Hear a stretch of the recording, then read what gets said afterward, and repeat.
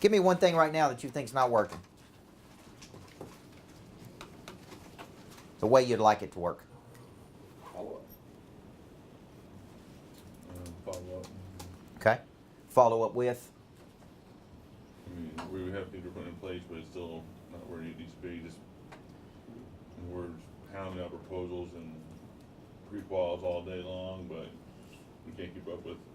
We're still struggling to keep up with the follow-up portion of that. Yep. Yep. Yep. Yes, Good morning. Good morning. Okay. Put your copy right there. So you feel like there's opportunity being lost there?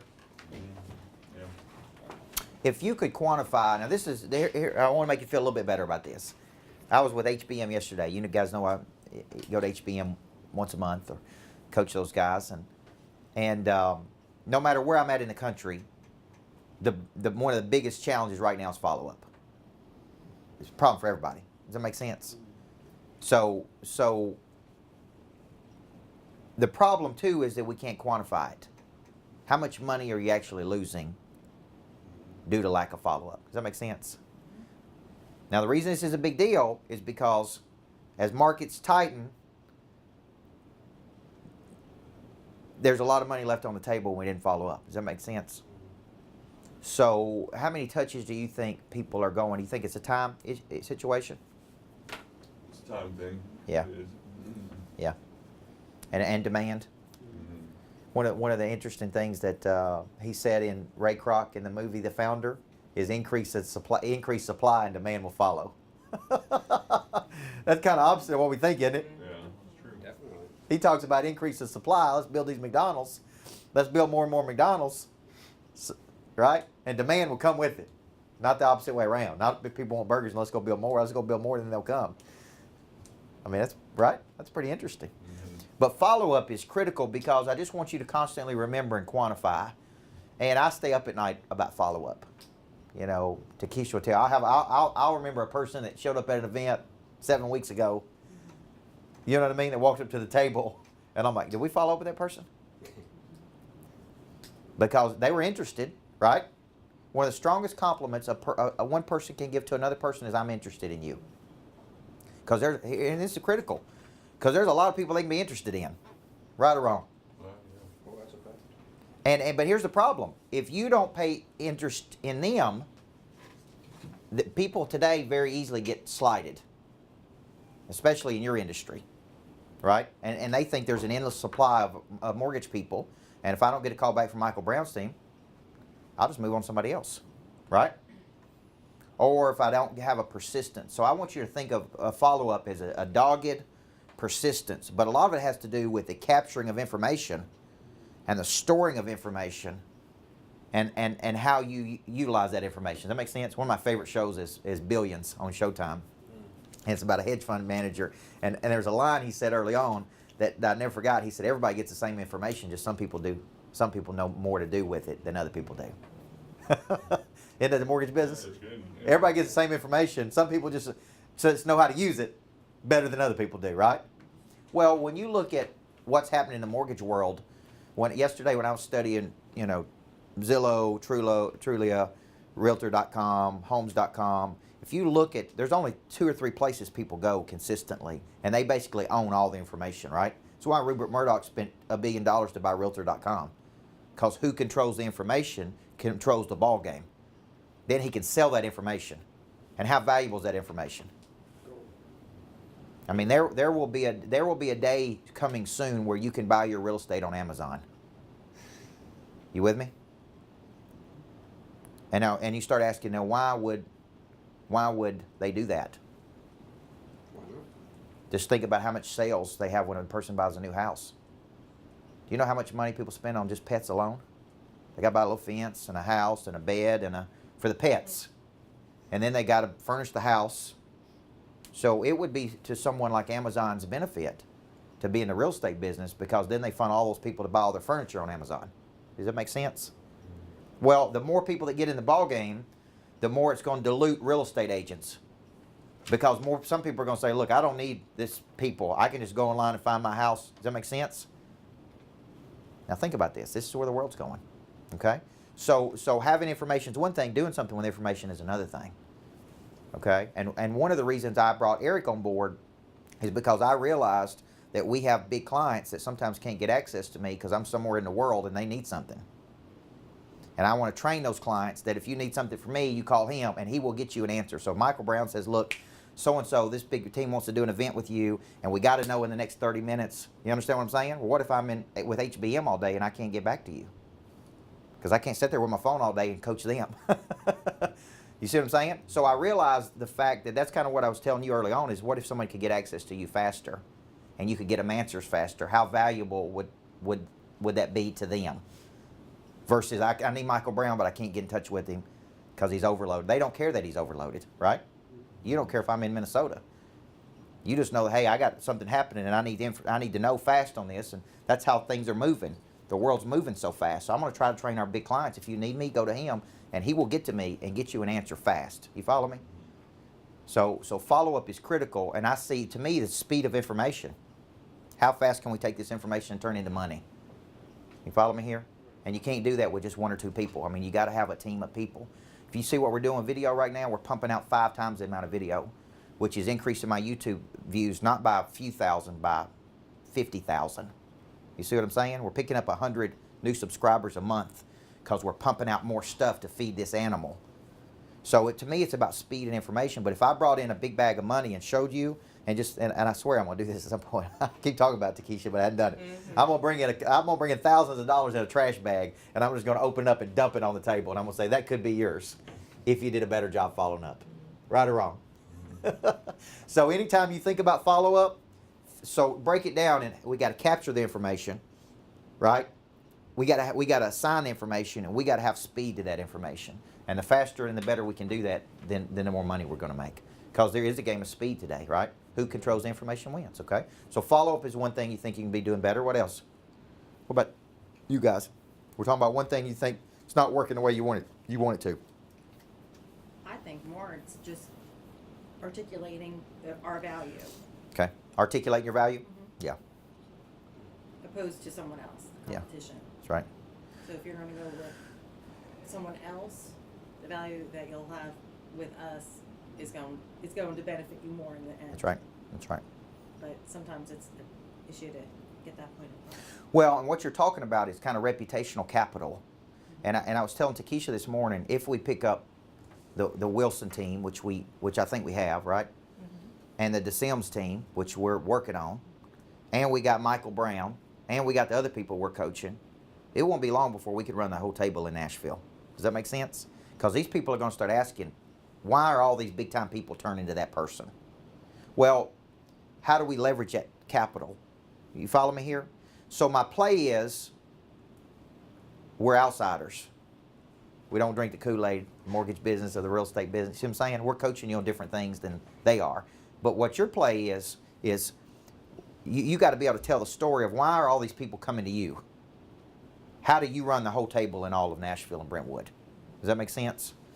And how do you control the narrative of what it is they're saying about you?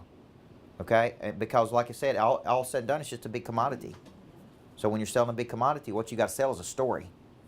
There's a reason you go to Micheal Brown's team. There's a reason you go. There's a reason you go. Okay? And you got to be able to articulate that. And if you can't, you're just selling mortgages, which is just what? Not sexy. Hey, it's a manufactured product pushed through an assembly line, popped out. I mean, that's all it is, right? That's what you got to remember, is it's just a manufactured product. Okay? So what you're selling is something really unique, okay? Anything else? What do you think? What do you think you can get better at? I mean, other than the follow-up part and what you're talking about as far as losing business because of not being able to show our value, I mean, I don't know if there is any other problem besides that. Yep. The knowledge is there. These guys know more than anybody else in the business. Yep. If a problem comes up, they know how to solve it. Yep. You know, so as far as that, I mean, that's all I can think of. Okay. Okay. All right. Well, listen, think of businesses having missing structures. If we just fix the missing structures, right? Sometimes people have one problem, and that problem is a marketing problem, right? And so here's what I mean by that. When you're looking at the problems a business have, if you just said our really problem is we just need to be better marketed. We just need more people to know who we are.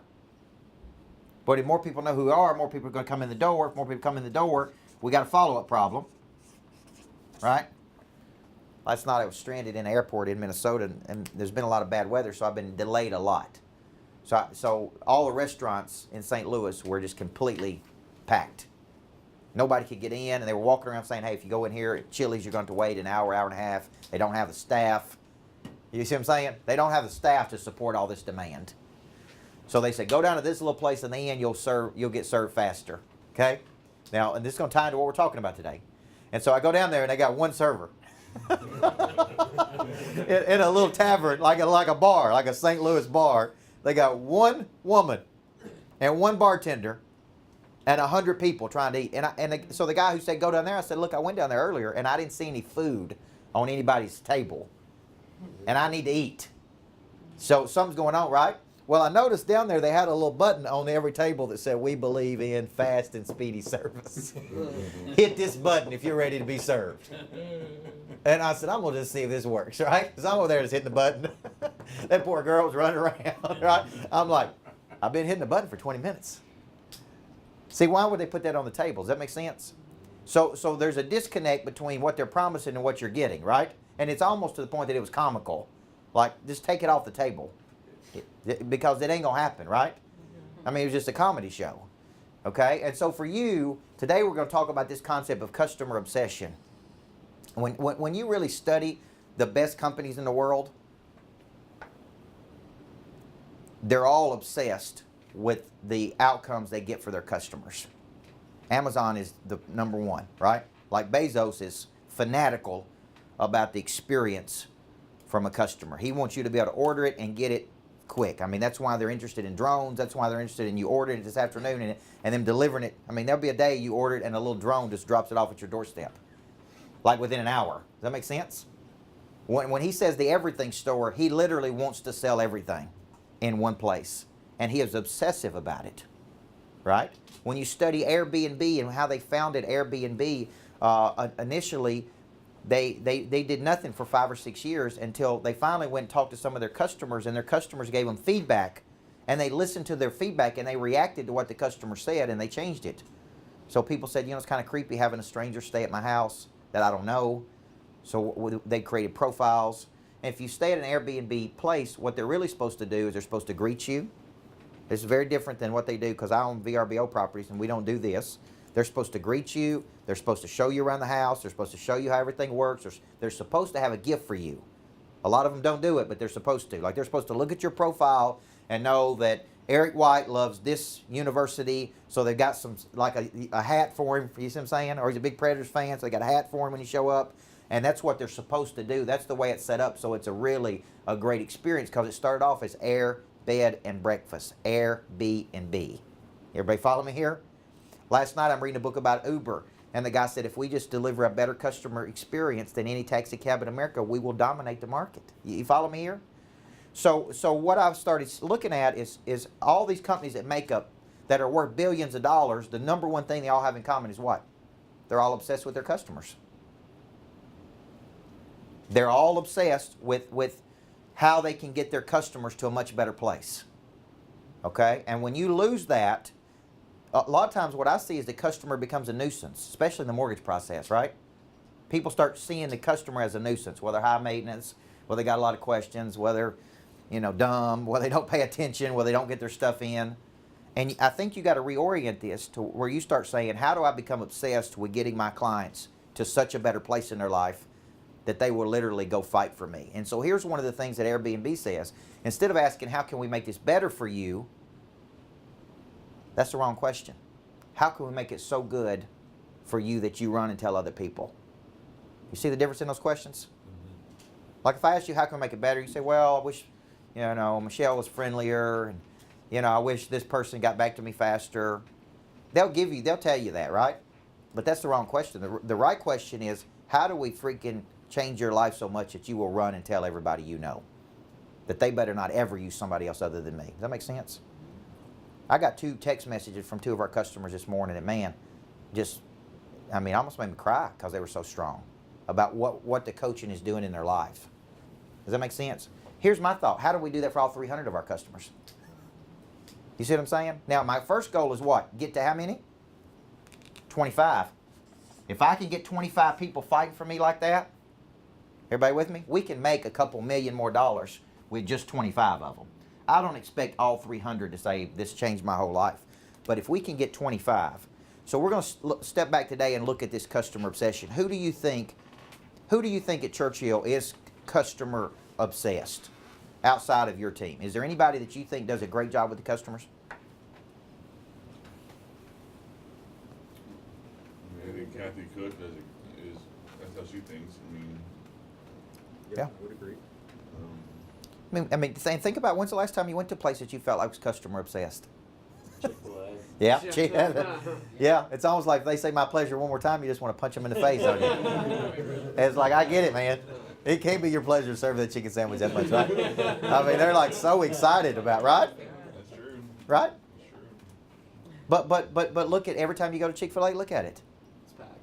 It's ridiculous. And then name one other fast food restaurant has to have a police officer direct traffic. And they have about 30 employees packed in there getting Yeah. moved. Yeah, Exactly. and every one of them. So the first question is asking the right question. So I know you guys do a social survey at the end, and your scores have drastically gotten better, right? Which tells me one thing: your customer service is getting a lot better. Okay? But could it be possible that that person says those things on a social survey and never goes and fights for you in the market? See, when Micheal wrote the book, The Ultimate Question, that book ruled everything for a long time. Everybody started using the Net Promoter Score. A guy named Fred Micheal wrote the book, The Ultimate Question. He said there's only 2 questions you want to know when this is over. On a scale of 1 to 10, how satisfied were you? 1 to 4, you hated it. 4 to 6 is okay, right? Anything above was, I'll promote you. And he called those net promoters. That means on a scale of 1 to 10, they are out there saying positive things. But then an article came out in the Wall Street Journal that said, here's a problem. A lot of people lie. Don't they? I don't think that's the problem. I don't think that your scores are going up because they're lying. But it could be true that I give you a good score and I never go tell anybody else about you. Everybody with me here? And so when you're studying the selling system, there's a difference between a promoter, in my opinion, and an advocate. I want you to constantly keep that in mind today. A promoter is, I use Michael Brown's team. Would you use them again? But I have to ask that question to the person. And they go, yes. Great, good experience. Enjoyed them. They were good at what they did. They were professionals, right? Solved my problem. An advocate says, look, if you use anybody else other than Michael Brown, I will track you down. Right? You see the difference? Now, here's what I'm hearing, because I'm constantly getting feedback, because we're working on, DeSims and we're working on Wilson, and I understand you have certain people there using you, but not everybody, right? Correct. So you've got some promoters in the group, but there's something called a tipping point. And a tipping point is when you get to a certain percentage of people using you, it tips the scale on everybody else. That's how phenomenons are started. It's like a certain percentage of the United States start. Like we've seen it here in Nashville with the Predators. Mm-hmm. That's what happens is, right? I don't know anything about hockey, but I find myself following it and being interested in it because everybody else is interested in it. So what happens is it starts to, what happens in these real estate offices are you get a few advocates, and next thing you know, you got 7, and then you got 10, and next thing you know, it's like, well, hey, everybody's using Michael Brown. Why are you not using them? Man, this is stupid. You see what I'm saying here? These people will not fight for you in that office over there. They'll when your name comes up, they'll say positive things. Oh, they're good. But I still got my person. These people will try to convince these people to come over to you. You see the difference? So right now, imagine this. Imagine 2 or 3 of those agents actually fighting for you, and you don't even know it. They're having a conversation with somebody right now like, hey, this is stupid. You don't need to be using them. They're rookies compared to this group. You see the difference? So the question is, how do we build these people? How do we build 25 of these people? How do we start with 5 and then move to 10 and then move to 25? So if I just had to ask up front, how do you build advocacy in people? How do you do it? I was sitting beside a woman last night on a plane, and she noticed my ring, and she was a coach, and she was reading a book about winning. And First I got mad because she wouldn't read my book. She was reading somebody else's book about winning. And I said, well, tell me a little bit about this book. And she said, well, I'm a former athlete, coach, and this guy wrote a book about all this winning. She said, I know your ring. And I started telling her about me being a former basketball coach. And first thing out of her mouth, she said, man, I love Pat Summitt. I love that woman. I said, have you ever met Pat Summitt? No. But boy, I would have loved to meet her in her lifetime. You know? What did you love about her? Well, I loved her grit. I love what she did for women's basketball. I loved her, you know what I'm saying? I mean, she emotionally identified with Pat Summitt. That of all the coaches she could have talked about in the world, right? She talked about her. You know how many times I meet people that said that about Pat Summitt? About how that woman inspired that kind of grit in other women. You understand what I'm saying? And what she did for the game of basketball and in Tennessee. Okay, she had advocates. Now, you know what all those people are doing now? They're raising money for her charity. Right? They're out there, after her life is over, they are out there fighting and raising money for her charity. Okay? That's how, and she built these advocates. So what did she do? What did she instill in those people? They identified with her. So so if I just ask you, how do you build these people? What do you have to do? How do you build advocates? Because it's something you got to know. If you're ever going to build a big base of following, a big base of customers that love you, what do you have to do for them? What would you say? Trust, likability. Okay, all right. Trust, likability. I like doing business with you. Find common ground.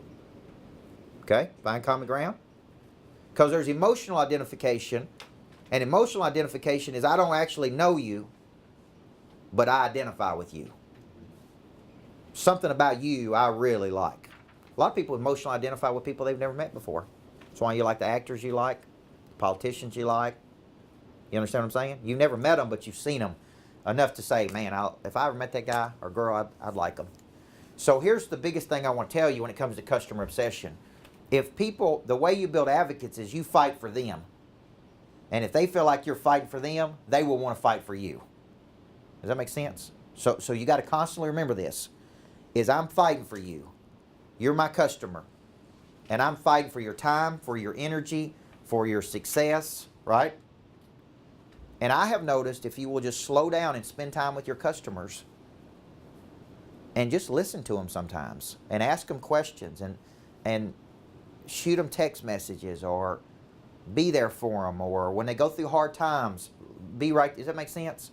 If you will just learn how to advocate for other people, what will happen is you'll build these stark, raving, crazy advocates for you. Now, how does that lead to money?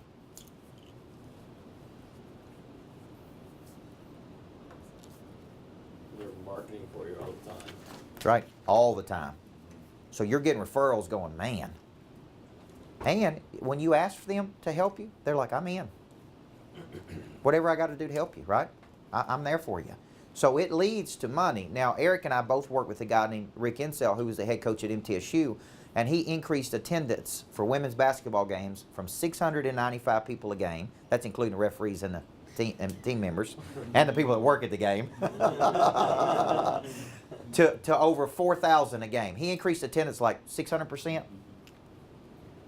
4,000 people coming to watch a women's game, which is unheard of. I mean, that put him in the top 15 in the country, right? And everywhere he goes, he would say, man, I can't do it without you. I need you there on Saturday to watch us play. If I got you 2 tickets to the game, will you sit behind the bench? Will you come to the locker room? He'd say to me, will you speak to my team? Man, I don't know if we can win if you don't come in and speak to the team. He was so good at pulling you in, right? And then you felt like, I got to help this guy. I told my wife, I'm like, we got to go to the game. They're not going to win. You know what I mean? If I don't go. I mean, he told me that. But he was so good at that. So I want you to remember this, inclusion. Everywhere you go, include people. Include people into your deal. We can't do it without you, man. I need you there. Okay? Don't exclude. A lot of people exclude people. You need to include people. Include their talents. Okay? So I'm just giving you some tactics here on how to be customer obsessed. Because I'm telling you, the people in the mortgage business that are customer obsessed are going to weed out the other people, okay? So let's look at the first couple of things. What's the payoff for you? I bet every now and then, Michael, you get asked why you do this. You ever been asked this question? Or what drives you? What do you say when people ask you what drives you? Say, I said a passion to be the best. That's That's right. You know, I enjoy serving others, and I'm Yeah. passionate about. Say it. Yeah, money. That's right. Yeah, hey, say it, brother. It's okay. You ain't got to be shy in this room. Okay. Hey, listen. Money's just a tool to advance the mission. It's a fuel. Okay. So, I got a buddy that says some people just have something you can't put in them and you can't take out of them. If we could bottle it up and sell it, we'd all make a lot of money, right? Well, sometimes people ask me that question, like, what drives you? Why do you want to do this? Why do you push so hard? That's a hard question to answer sometime, isn't it? Because sometimes I go, I don't know. I don't even know the answer to that question. I don't know what drives me. Right? So I put down some things that you got to ask. What's the payoff for you? What's the payoff to be customer obsessed? Is it money? And if it is, it's okay, right? Don't feel guilty. That if you're driven to make money, to do what you want to do, I mean, don't feel bad about that. Is it satisfaction? Is it affirmation? Right? Is it transformation? So when you start asking yourself, why would I be customer obsessed today? Okay? Why would I be customer obsessed today? Is it one of these four things? Well, we can make a lot more money, and with more money, we can do a lot more things. I mean, reputation is probably the top of my list. Yeah, you go. And by far, I mean, Yeah, 'cause every experience is on me. that's right. So, bad reputation spreads pretty quick in this market. Especially with realtors. That's right. So, I mean, we're going to talk about it all the time. And that's everything. That's number one in my mind. That's right. That's That's what right. drives me to be That's customer right. focused is that one thing. That's right. Protecting, because that's reputational capital, right? That's a make or break for you. It is. It is. That's reputational capital. And just think of this. You not only get paid in money, you get paid in reputation. Your stock is either going up or going down in the market every day. Everybody with me?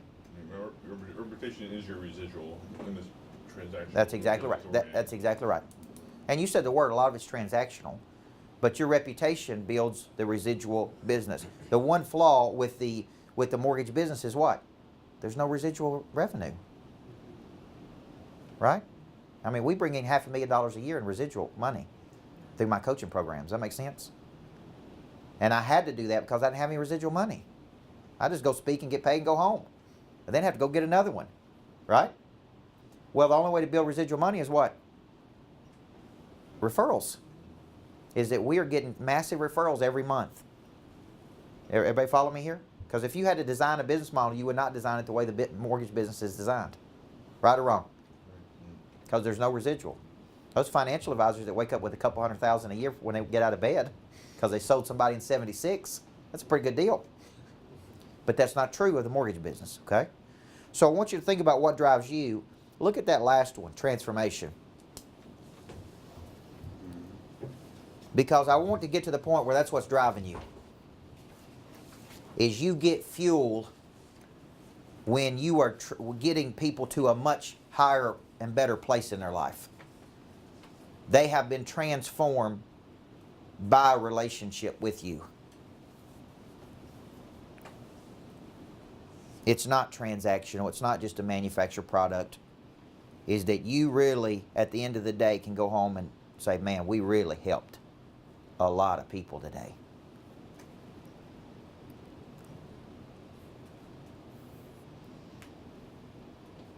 Because you know what I found out about a lot of big time people I work with? They don't have to be told how good they are.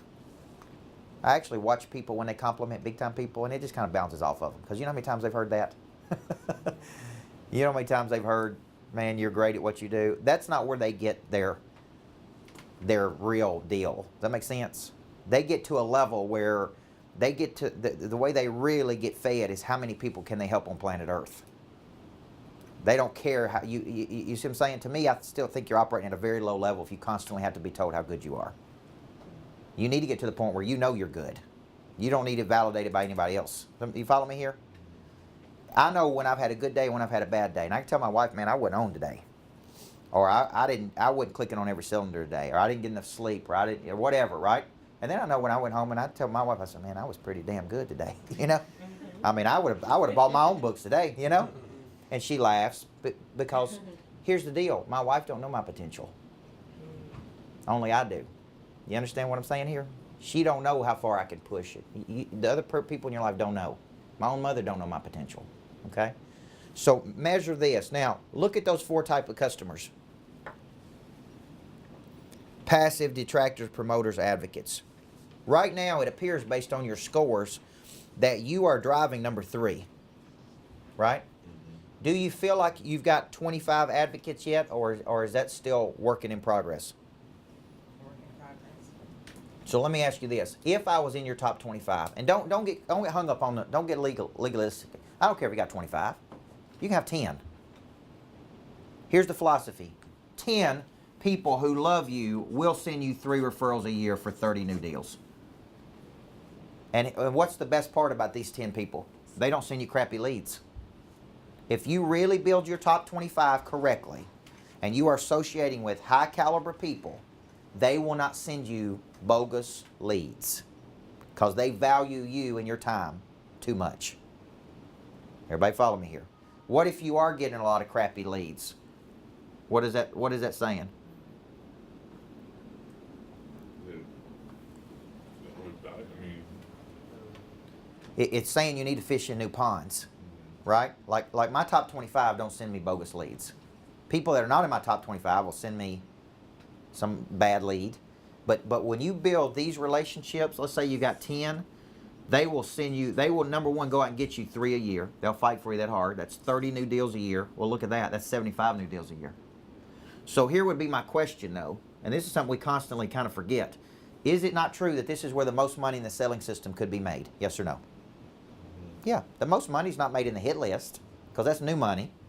It's not, it's the most money that you can make is building out a top 25 that you're obsessed with that sends you 3 deals a year. Everybody with me here?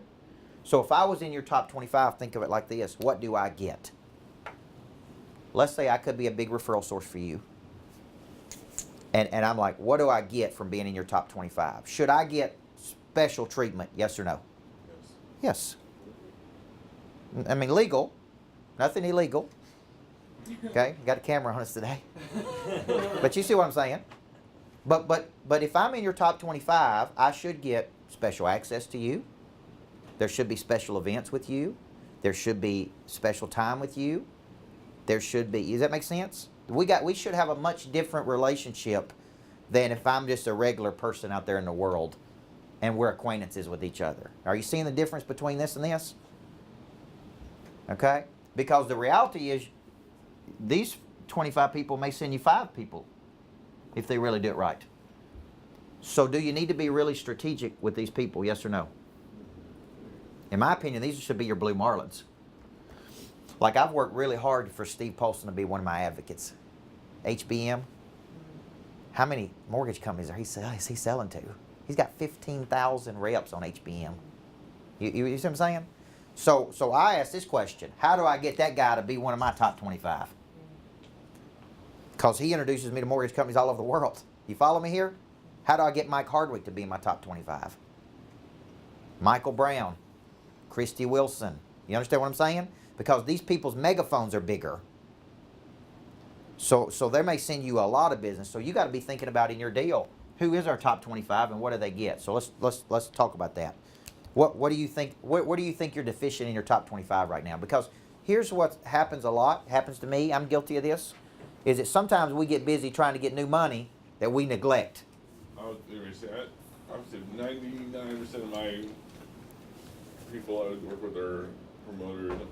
I don't even know if I have any advocates. Yeah. Because I'm just obsessed every day with chasing the next one. Yeah. And so a week goes by and I don't do my Friday calls, I don't do my Monday calls. Yep. Because I'm hammering new agents nonstop. Mm-hmm. And so you're shooting upon the promoters. You know, a lot of people like us, Mm-hmm. but I don't even know if, in my role, I do very well if I had truly advocates out Yep. there. Yep. I don't know if I do. Yep. And that's good to admit that and see that, because here's what I believe. There's 2 types of selling. There's windshield selling and rearview mirror selling. And a guy many years ago in insurance told me, he said, man, you spend too much time selling out the windshield. and not enough time in the rearview mirror. And the rearview mirror so just think of it this way. Let's say you got a customer base of X number of people that already have committed to you, they already like you, they already love you. How many people do you think that is? That are fairly committed to using you? Probably about 15 agents that Okay. are Okay. pretty Okay. consistent committers, I would say. So you got 15. Now, if you really slow down and study optimization, optimization is how do we squeeze out and optimize that every one of those relationships. Not just for the referral, but for the doors that could be opened. So you start saying, how do we pick up more money out of these people? Well, let's just look at it this way. The average real estate transaction, they tell us, should be worth 5.7 referrals, right? You got 15 agents that are using you. Could those 15 people introduce you to 3 new people? Plus, off every deal you do off those 15 agents, you're picking up that referability on the back end. When you really draw it up, you start saying, man, there's a lot of money right here out of just 15 people, right or wrong. But do you find agents referring other agents, loan officers? I've not had that experience. I think they do talk. I think they talk within their team. Yeah. So the three could be within their team. It could be. Because, like you said, Let's the sales team have been with them for 8-9 years now, and I don't even have a fraction of the team. How many with the Sims? Yeah. Yeah. So how many of the Sims do you have? We're about 5 or 6. Okay. So let's just say 5. So the question would be, is those 5 going out there and fighting for us at the advocate level? And if we slow down and spend some more time with these 5 and build a little bit deeper relationship with those 5, get us 15. That make sense? So the question becomes, how do I infiltrate this group, slow down, spend some one-to-one time with each one of them, because I do believe that they can get me 15 in that one office. Make sense? Then I go to the Wilson office. Then I go to the next office, and I remember asking Coach Insel how he won championships, so many championships, because he won 10. You know what he said? One player at a time. He said, I get Takesha on board with me, and then I go and get the next person, and the next person, and the next person, and the next person, and the next person. Right? Now, once I get Takesha and Austin, once I get to 5 or 6, guess what happens? The ones that ain't on board with me start asking what? Why am I not on board? All the big-time people are on board with him. You see what I'm saying? So I think in these real estate offices, that's what happens, is that tipping point. But the question could be, are we slowing down long enough to build a deep enough relationship to optimize that relationship so that they're sending me those 3 people? And that's rear view mirror selling. I've already sold them. They're already doing business with me. But there's another layer to this. And the other layer is, hey, now that we're working together and this is good, what's the principle? Like gravitates toward like. Association breeds assimilation. So if you like working with me and I like working with you, why don't you go get me some more people just like you, right?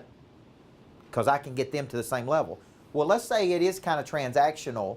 Let's say they're using me for convenience, or they like me, or I'm the next, just the kind, you know what I'm saying? But it's still a passive relationship. It's still too transactional.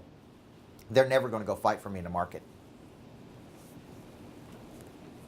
So one of the things we're trying to do in our company is... How do you get to that next level? Okay, that's a great question. One of the things we're trying to do is slow down.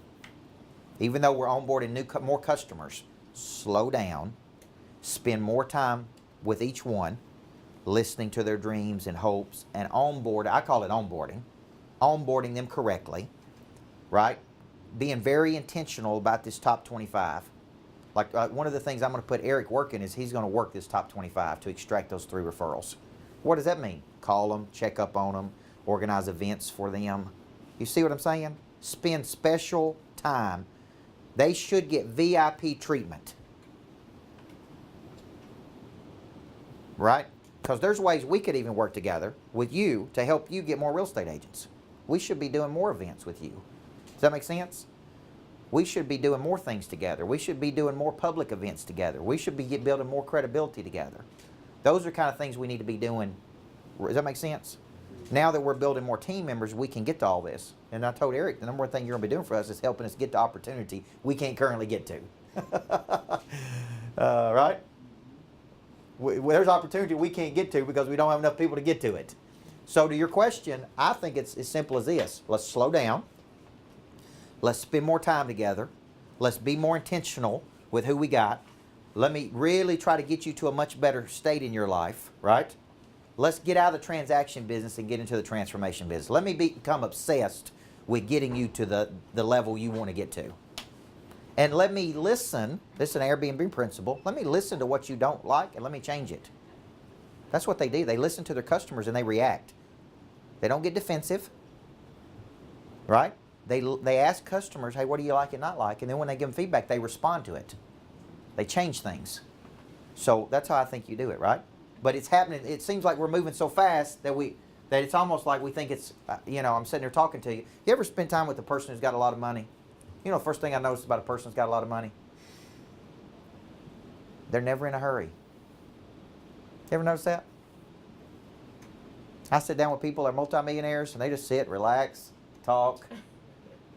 I'm sitting there like, hey, we got 32 minutes. And I got to move to the next thing. Because in my mind, I got to go get some more. When you meet a real wealthy person, they're never in a hurry.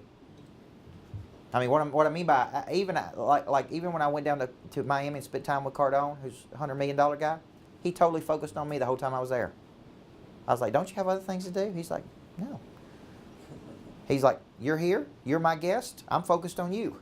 See, he was good because he understood how to make me feel important. You follow me here? When I was on doing that interview with Tim Story last week, who's coaching all these celebrities, it's like Robert Downey Jr.'s coach, I asked him at the end, what's the biggest thing you got going on? You know what he said? I'm doing it right now, spending time with you. All of them are unbelievable at how they make people feel. When I spend time with Mike Hardwick, I never feel rushed. Never. You right? I mean, I was on the road with him last week. He's so calm. And, hey, let's sit and watch the Predators play. And I'm like, Mike, we got to go, man. We got to go. He's like, everything's okay. Just chill out. You see what I'm saying? Well, everybody else wants to hurry.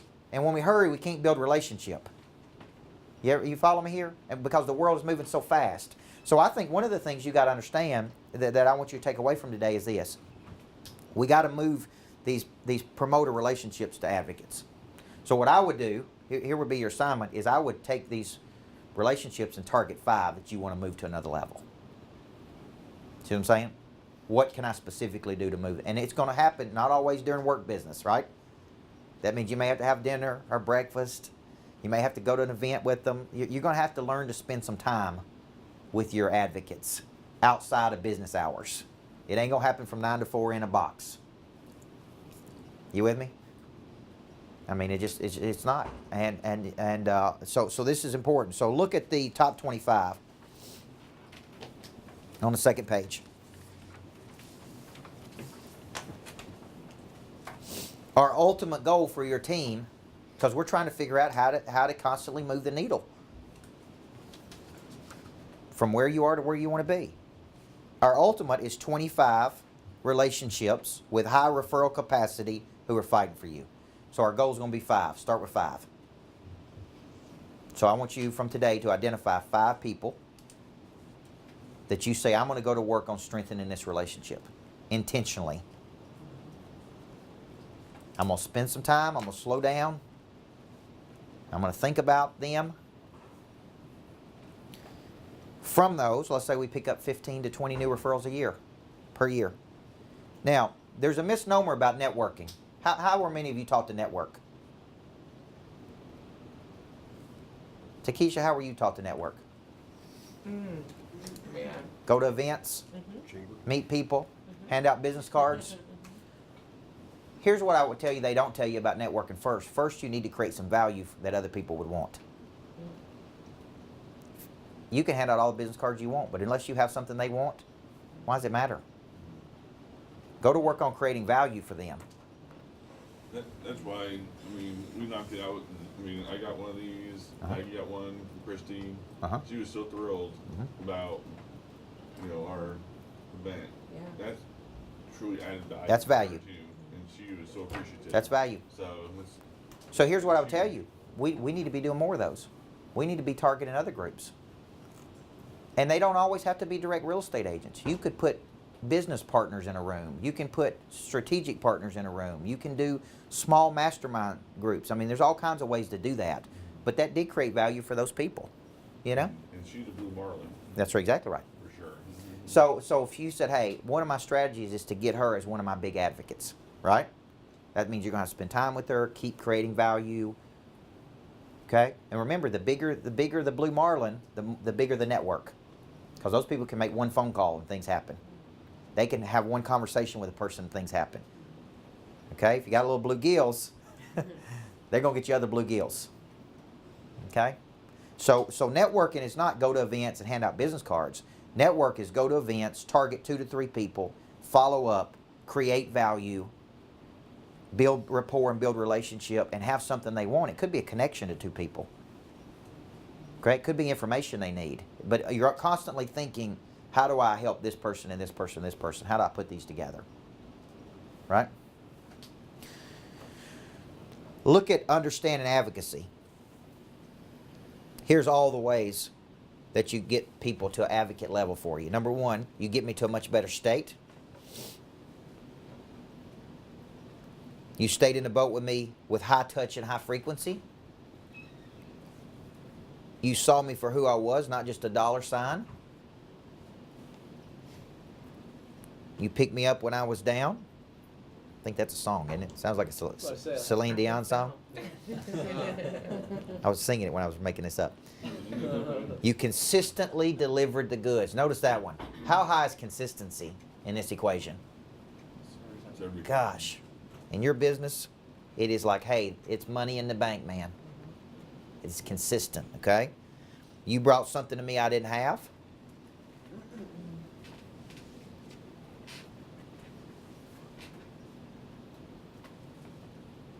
When I'm with you, I feel better about me. You saw something to me I didn't even see in my own self. So just know this as you go throughout the day. I'm not a transaction. I'm not a number. Okay? Leave some residue of positive on me when this experience is over. You know, I worked in the prison system for 4 years, and they became known as their numbers. They didn't call them by their name, they called them by their numbers. So every one of them had a number, and they'd call them by number, and they'd come up to roll, and, you know, when they're eating, get in line, they never ever used their name, they just became a number. You see what I'm saying? Well, you're trying to rehabilitate a person. Treating them like that is probably not going to do it. Does that make sense? Call them by number, I mean, it's like you're not important. Well, a lot of people feel that way when they do their mortgage. Slow down, onboard correctly, go for the long play, and have this long obedience in the same direction, okay? So let me ask this question as we end. What do you think that you could go to work on immediately with this team that would not just say, if I could do this better, what would we do different? What do you think you really need to do to get your people to such a better place that they would run and fight for you? What do you think, Michael? Just tell the team what you think. I mean, for me personally, I need to slow down. Yeah. I mean, I got my hair on fire. I pound it hard. Yeah. But I take for granted my top 20, 15, whatever. That sooner's going to keep saying business. All I care about is the next one. That's right. And I don't really do a whole lot of looking on my existing ones. Yes. So you're right. I mean, we're missing the boat on Selm's team because they have a lot of new agents. Yes. And I've talked to 2 brand new ones here recently, but I haven't really reached out to them. I mean, Yeah. because I think slow down personally. Yeah. I think even dropping my number from 15 to 5 or 10 and really building on that would do wonders for me. That's right.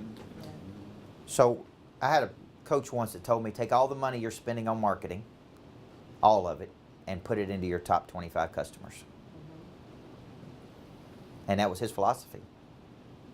Is take all of it and spend it on your best customers. Customer appreciation, events, loving on them, you know what I'm saying? And he said, you do this for a couple of years and see how much money you make. I believe 25 people can make you another $1 million a year. If I really did backtrack where all of our business comes from, it probably comes from 25 people. Does that make sense? I mean, it really does. Out there fighting for it. Now, we're getting new ones. And as the new ones are onboarded, what's our strategy? Get them to that place. And I've even got it to the point where I talk about it so much, people come to me and said, I will be in your top 25. I will fight to get in your top 25. I'm like, now that's cool. Monty Moore's an example. I would say another one is Richard Johnson. He said, "I'm gonna." Yeah, and listen, these people, because here's what they know. Once they get in there, they're hanging around a bunch of Blue Marlins. So we go to Chattanooga to do Monster Producer the very first time. He had 54 people in the room. Yeah. He brought 25 of them himself. One guy. So you know what I did? I said, next time we come to Chattanooga, let's spend some personal time with him. So we went over, ate with him, had appetizers with him. I call him. I'll be riding down the road, pick up the phone and call him. Hey, Richard, just thinking about you. What can I do? You see what I'm saying? Because if that guy gets me 25 people, just one guy, what if I had 25 of him?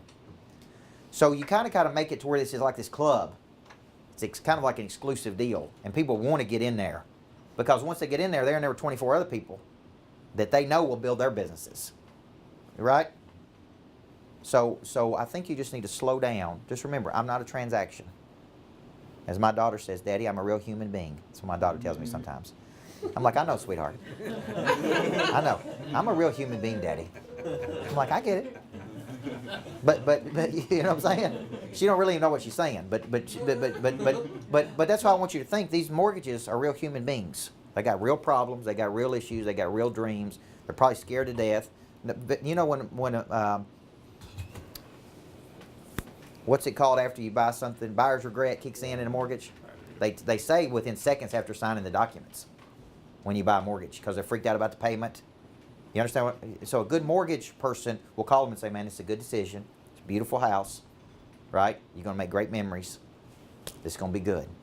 We need reaffirming when it comes to buying things like that. So just constantly remember that, okay? So we're going to go to work on our top 25. Fair enough? Okay. All right, guys. Thank you very much. Thank you.